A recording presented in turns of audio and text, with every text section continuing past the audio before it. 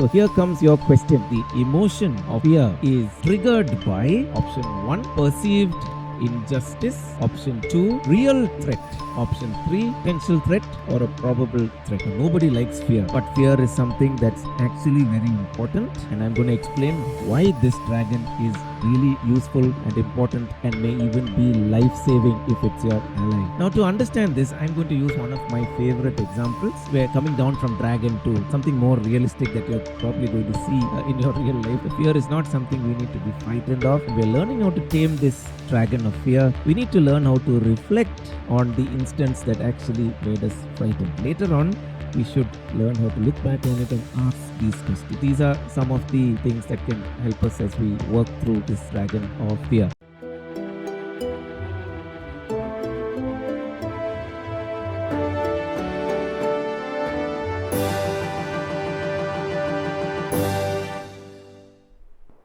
Hi, welcome to Soch with hSA, where philosophy, practical theology, pedagogy, and psychiatry meet. We are continuing our series on Tame Your Dragon. Today, we wonder what emotion we are going to talk about. For that, let me ask Dr. Johan. All right, everyone. We are continuing our series of Tame Your Dragon. And last time we looked at the dragon of anger. Today we're going to look at another dragon, and that dragon is the emotion of fear. All right, so that's the dragon we're going to be looking at today. So, this dragon is a big one, and it has a cousin that we also need to look at, which we'll allude to slightly today, but we'll look at in more detail in the next video. And that cousin's name is anxiety. So these two kind of go together, but we'll go one by one. We'll look at fear first today. All right. And as usual, we're going to start with the question. We will give you some options. We will try to answer the question in some detail, and we'll round off the episode with some reflection, some good music. So don't miss the music. Stay till the end of the video and you'll get a nice reward with some good music and reflection time. All right, so here comes your question. Now, the emotion of fear is triggered by your three options. Option 1, perceived injustice. All right, so perceived injustice. Option 2, real threat. So a real threat standing in front of you. Option 3, a potential threat or a probable threat. Whichever, they're both pretty much the same thing. Potential threat or a probable threat. All right, take a couple of seconds to think through this answer. And as usual, we'll ask our friends here for their opinion. I think last time we didn't get any of our answers right. Yeah. So we'll divide and conquer. Anyway, the first one is out. So we have 50% chance of getting it right. So you can go ahead with your answer. You want to go with? I'm going to go with real threat because that is probably the right one, I guess. But we can go for. And I'm going to go with probable threat because I think that's the right one. Anyway, let's see. Let's toss and see which of us got it right. All right. So this time the odds were much better for both of you because there's only two of you and there's only two possible right answers. So one of you had to get it right. So just to eliminate the answer which is definitely wrong, which neither of them opted for, thankfully, it's the first one. Perceived injustice is wrong. That's the classic trigger for anger, which we already looked at in great detail in our previous episode. If you haven't seen that, you can go and watch that one and learn about the dragon of anger. So that leaves us with two more. Praveen went for option 3, which is the probable threat or the potential threat. And Angie went for option 2, which is the real threat. And who do you think is right? Well, I'll end the suspense. Angie is right. But that's purely by chance and chance alone. All right. So that's what the trigger of fear is. Now, if you remember in the last video, we talked about how negative emotions are actually very important, and we can't really lead our lives in a normal, healthy way without these emotions being there. Each of them has a role. We talked about anger last time. Today, we're going to talk about fear. Now, nobody likes fear. Um, Maybe there are some exceptions. We sometimes watch horror movies or read a horror novel or something like that. There are times when we enjoy fear, but that's only when it's fictional. Nobody really enjoys fear when there's a big problem in front of you. But fear is something that's actually very important, and I'm going to explain why this dragon is really useful and important and may even be life saving if it's your ally. Right. So, what was the answer? A real threat is what functions as the trigger. All right. Now, to understand this, I'm going to use one of my favorite examples. Um, that is the example of the snake on the road. So, those of you who know me well must have heard this example 100 times, but it doesn't matter. We'll use it again. All right. We're coming down from dragon to something more realistic that you're probably going to see in your real life. That's a snake. All right. So imagine you're walking out of your house one beautiful, bright morning, and as you're walking to your car or to your workplace or somewhere else, you suddenly encounter this big, frightening snake. All right. What's the first reaction that would happen as soon as you see the snake? Now, remember, the snake has not bitten you, um, and nothing has happened that connects you and the snake. You've just seen the snake. What's the first reaction one has? It's usually the reaction of fear. So, that internal negative emotion that wells up within you when there's a real threat or danger in front of you, that emotion is fear. All right. And a lot of the time, fear is, it's like a reflex. The moment you see or perceive or hear something that's potentially dangerous, bang, the emotion comes up. All right. And that kind of has a number of reactions in you. So, first, there's this internal emotion of fear. And along with that come all kinds of thoughts about, oh, this is going to happen to me, this thing could harm me, and all of these things. Right. But along with that, there are also a lot of physical things that might happen in your body. All right. Think about it. Your heart would probably start racing, right? Your, what to say, you might start breathing faster. You'd start sweating a lot. At least that happens for me, right? Some of you might even start getting your entire body tightened up. Some people might get some discomfort in their chest or in their stomach. It's slightly different in each person, but the emotion of fear triggers some sort of general physical response inside everyone's body. Now, this is not just an accident. This is how we've been created or designed. So, why is this important? Because the stimulus which creates fear creates a reaction in the body that prepares the body to face the threat or danger that is in front of you. All right. So, what are the things you would probably need to do if you see that snake? Probably you would run away, or you'd, at least move around suddenly so that you don't fall in the path of the snake. If you're very brave, you might take a stick or something and kill the snake, or you might at least call for help. There are all these sorts of options that you could do at that point of time. Now, all of them are things that need you to act very fast and with a lot of energy.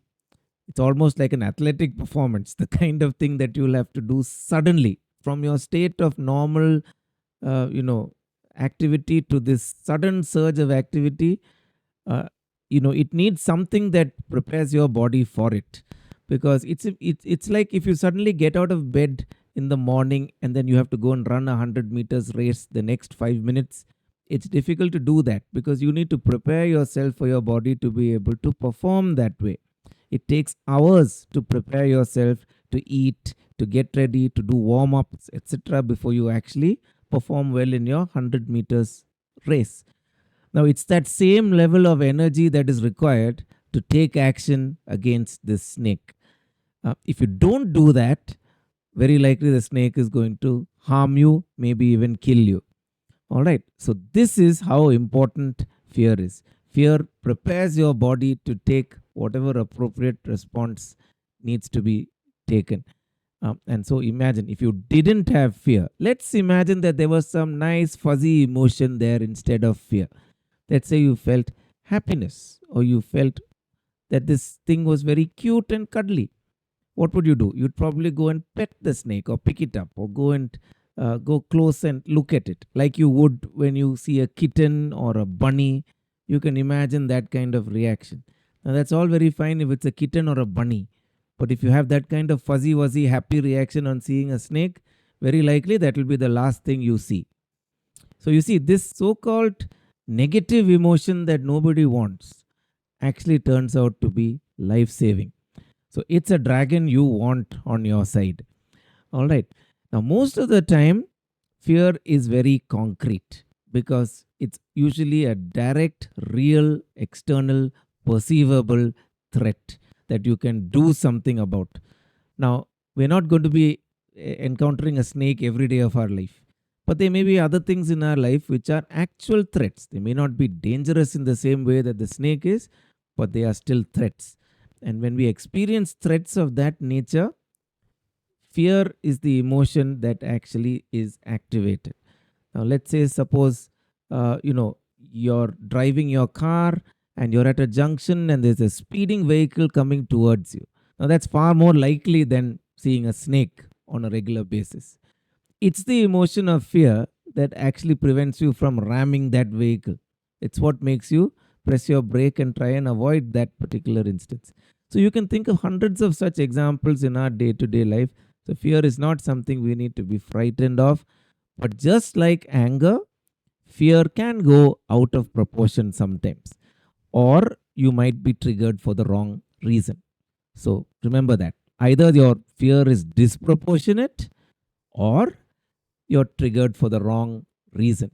So, either of these cases can be, a problem, and that's what we need to ask ourselves when we, deal with fear.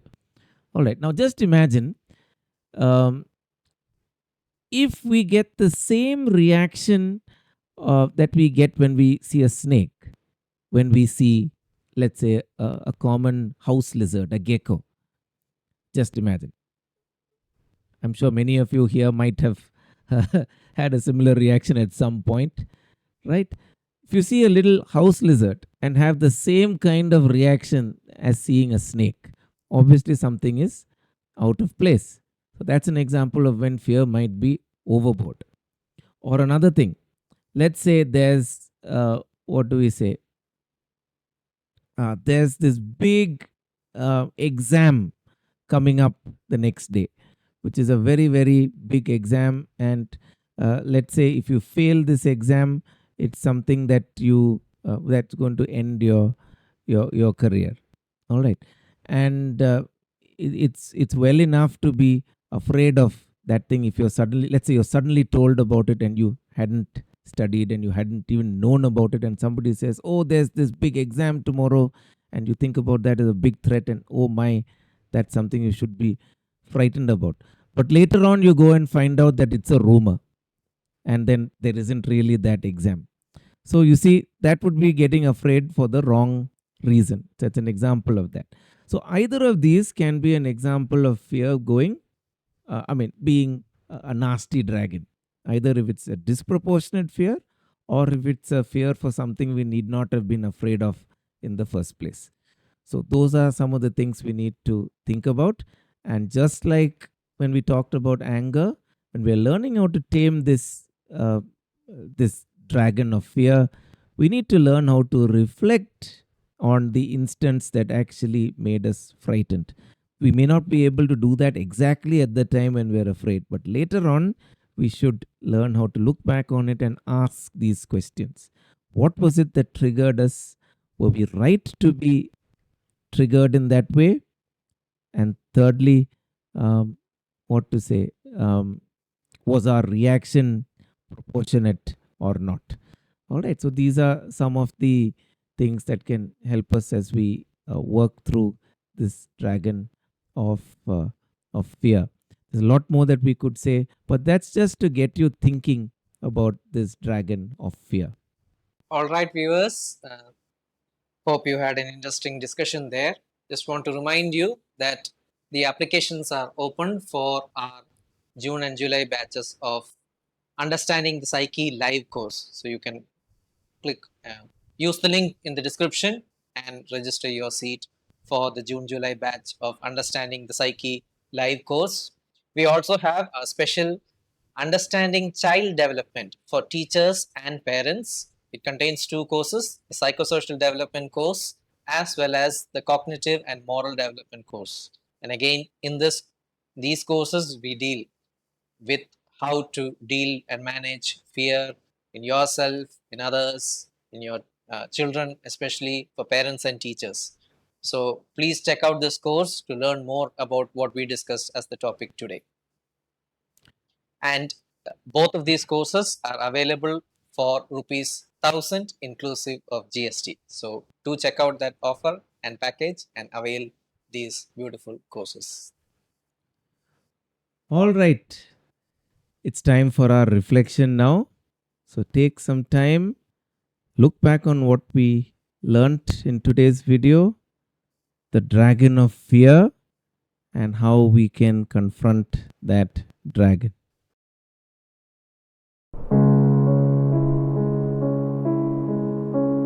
Think about the dragon of fear.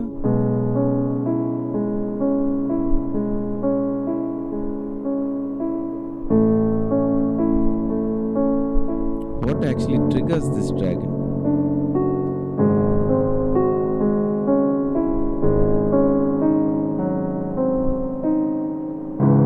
Are we right in getting triggered?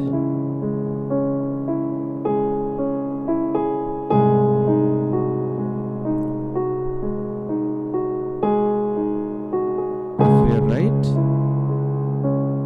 is our reaction proportionate?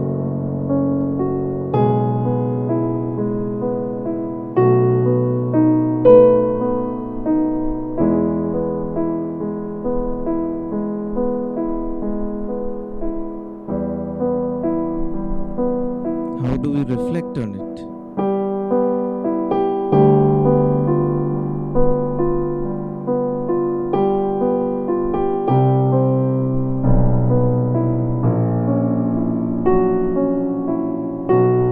Can we tame this?